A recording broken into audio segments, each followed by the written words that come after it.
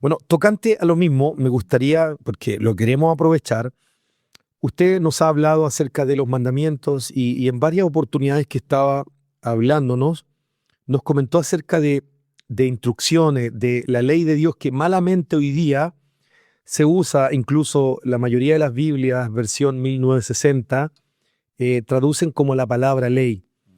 Hoy día yo me he encontrado cuando he conversado con hermanos, amigos y especialmente en la religión, cuando escuchan la palabra Torá, pastor, se asustan. O al solo hecho de escuchar el término de la palabra Torá, como que lo rechazan. ¿Por qué? Porque algunos piensan que Torá es la Biblia de los hebreos, Claro. que Torá es una Biblia diferente a la que usamos nosotros. Por lo tanto, el solo hecho de escuchar la palabra Torá a muchos le genera rechazo. Me gustaría preguntarle, querido siervo, ¿qué significa realmente Torá? ¿Qué tiene que ver esto con nosotros? ¿Será que nosotros debemos guardarla, obedecerla? ¿Nos podría hablar un poquito acerca de lo que es Torá, querido pastor? Porque está conectado con el mandamiento de Shabbat, porque guardar Shabbat está en la Torá. Es guardar Torah. Ahora, parándonos en el libro de Juan, capítulo 5, 39, dice, escudriñar las escrituras, porque ellas dan testimonio de mí. Primero, este texto relacionado con una escritura como lo que tenemos aquí, la Biblia, Amén. no existe. No existe. Existen los papiros en el tiempo del Mesías, en el tiempo de los apóstoles. No es más que en el año casi 300 después del Mesías que comienzan a recopilarse los escritos para formar lo que nosotros tenemos. Pero no existe la Biblia, no existe la escritura. Es netamente la profecía, los escritos de los profetas o la Torá. Ahora, ¿dónde está la Torá? No tienes que comprarte una Torá. La Torá está en los primeros 5 libros de la Biblia. Génesis, dice Éxodo, Levítico, Deuteronomio y Números. Ahí está la Torá. Ahora, ¿es importante la Torá? ¿Tiene alguna relación en nuestra vida personal la Torá o la ley de Dios que rechazamos? Malamente dicha ley, porque la palabra ley asusta a todo el mundo. Oye, te busca la ley, se asusta uno. Uno lo asimila a reprensión. La palabra Torá viene de la palabra luz, significa instrucción, luz. Por eso que Isaías dice que aquel que todavía no conoce esto es porque no le ha alumbrado la luz. La Torá. El Mesías es la Torá en pie, vivo. Él es la palabra. En el principio era el verbo. Y el verso 14 dice, y el verbo o la palabra Se hizo carne. se manifestó, se hizo imagen. Es decir, ¿a quién vieron en las calles de Jerusalén caminando, en Samaria, en Judea y en todo alrededor? Era la Torá viviente. Por eso que él Maravilloso. cuando estaba con los fariseos les decía, mas yo os digo, Amén.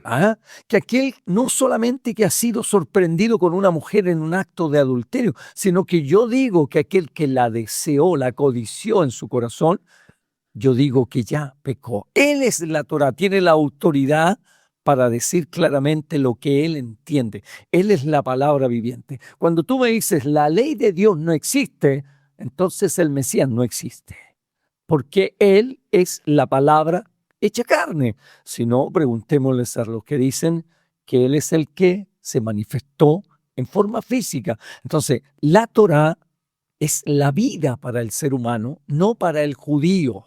La Torá existe desde el principio. Dios, Elohim le dice, o el Señor, o Adonai, o Jesús, o como quieras llamarlo, el Eterno le dice a Adán, no codiciarás. Y comienza a relatarle lo que ya está establecido. El libro de Génesis nos dice y nos declara que la ley no nace en el monte Sinaí. Amén. De tal manera que Abraham, el padre de la fe, respetaba de tal manera la ley de Dios y anduvo en el libro de Génesis capítulo 26, verso 5. Si gusta lo leemos, sí. Génesis capítulo Porque 26. mucha gente piensa que la ley nació en el monte Sinaí. Qué interesante ese tema, pastor. De hecho, acá está Génesis 26. En el verso 5 dice así de esta manera. Por cuanto oyó Abraham mi voz y guardó mi precepto, mis mandamientos, mis estatutos y mis leyes. Qué tremenda esta escritura, pastor. El padre de la fe, que nosotros decimos nuestro padre del cristianismo, ¿Guardó la ley? no era judío. No, No era correcto. judío. Fue llamado el primer hebreo. Y hebreo significa el que cruza. El que cruza. O sea, él cruzó el río Éufrates, de donde él moraba, para llegar a la tierra de Canaán. O sea, Cruzó. pastor, disculpe que, ya que usted nos está hablando de hebreo, hay una escritura que dice en el libro de Génesis que a Abraham lo identificaban, decían, he aquí el hebreo. El hebreo. Muchos piensan que cuando dicen, he aquí el hebreo, señalan que lo están identificando como un israelita, pero eso es equívoco. No, Israel todavía no existía. Como nombre no. Israel todavía no existía. Entonces, en base a lo que usted nos está argumentando, cuando la escritura dice, he ahí el hebreo, lo que estaban apuntando o señalando, ahí está el que cruzó del otro lado del río. Todo se llamaba hebreo, el que cruzaba. El hebreo es el que cruza. O sea que podríamos decir en un sentido espiritual, querido pastor, que nosotros somos hebreos. Somos hebreos. Somos hebreos porque hemos pasado, Hemos cruzado de muerte a vida. hemos cruzado, qué maravilloso. Hemos ¿sí? cruzado de la oscuridad a la luz. Hemos cruzado de la maldición a la bendición. Somos hebreos. Somos nacidos de aquel llamado hebreo que cruzó. Pero ese llamado hebreo por primera vez obedeció la ley, lo que hoy en día estamos rechazando.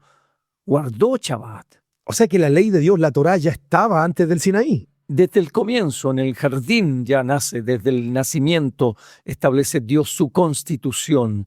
Recuerda que el reino de Dios desciende y el reino de Dios tiene su constitución como nuestro país tiene la constitución. Y hoy día esta constitución está vigente y el mismo maestro dijo, el reino de Dios se ha acercado a vosotros, pero este reino no viene así, viene con su constitución. Y esa es su Torá. Es su Torá.